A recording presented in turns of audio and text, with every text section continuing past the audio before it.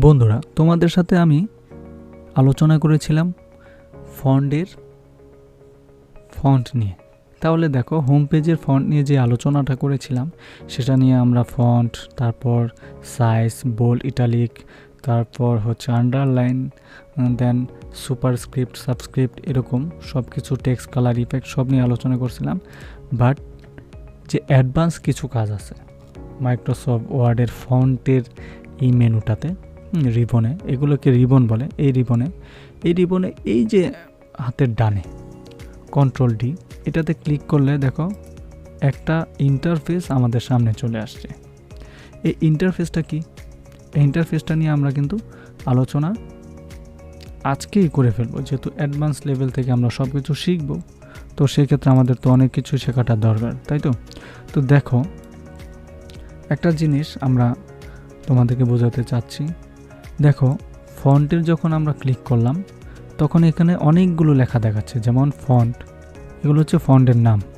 এখানে তুমি ইচ্ছে করলে সব ফন্ট এখানে দেখাবে না, তোমাকে সার্চ দিয়ে খুঁজে বের করতে হবে। যেমন আরিয়াল এ বা আমরা যেমন আলজেরিয়ান একটা ফন্ট ছিল, এখানে আলজেরিয়ান লেখার সাথে সাথে কিন্তু ফন্টগুলো আসছে।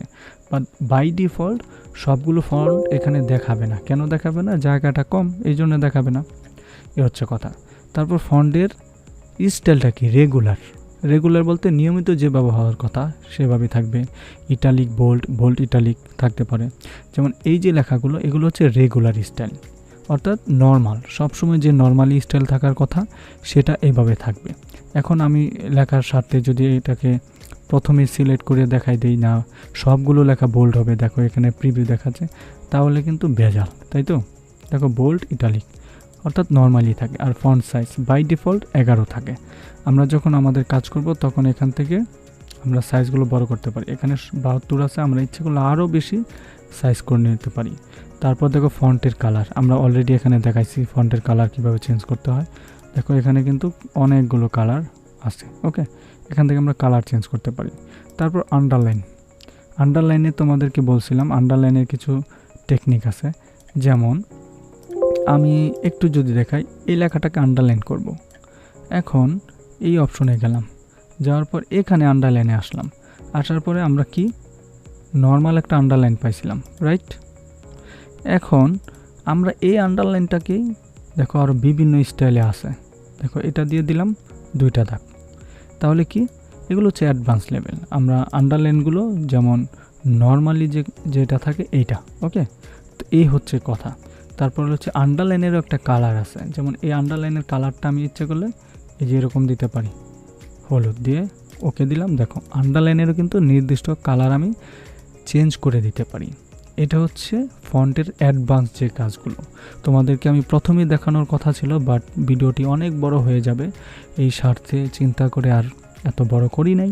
তো ফন্টের যে অ্যাডভান্স জিনিসটা সেটা আমি আজকে আলাদা দেখাচ্ছি। তোমরা মনোযোগ সহকারে দেখো। আশা করি তোমরা পূর্বে যে ভিডিওটি আমি আপলোড দিয়েছি প্রত্যেকটা ভিডিও তোমরা দেখেছো মনোযোগ সহকারে। আই হোপ মাইক্রোসফট ওয়ার্ডের কোনো বিষয় তোমাদের অজানা থাকবে না। তোমরা যদি আমার ভিডিওটি দেখো, গ্যারান্টি দিয়ে বলছি, তোমরা শত ভিডিও দেখতে পারো। সে ভিডিও দেখার পর অনেক কিছু শিখবা, অশেখার মতো কিছু নাই। বাট আমি তোমাদেরকে কথা দিচ্ছি, পানির মতো ক্লিয়ার করে তোমাদেরকে আমি দেখাবো মাইক্রোসফট ওয়ার্ডের খুঁটিনাটি এভরিথিং। দেখো আন্ডারলাইনের কালারটা, তো এই কালারগুলোকে যদি আমি মনে করি আমার দরকার নাই, কালার যেমন থাকার কথা ছিল তেমনই থাকুক, তাহলে বাই ডিফল্ট কালার থাকে কালো। তারপর আন্ডারলাইন স্টাইল থাকে নর্মাল, দিলাম, হয়ে গেল, বা আন্ডো করে দিলাম। এখন দেখো এই যে ইফেক্টগুলো তো তোমাদের মনে আছে, যেমন superscript, subscript, strike through, double strike through. যেমন আমি এখানে কি বলছিলাম,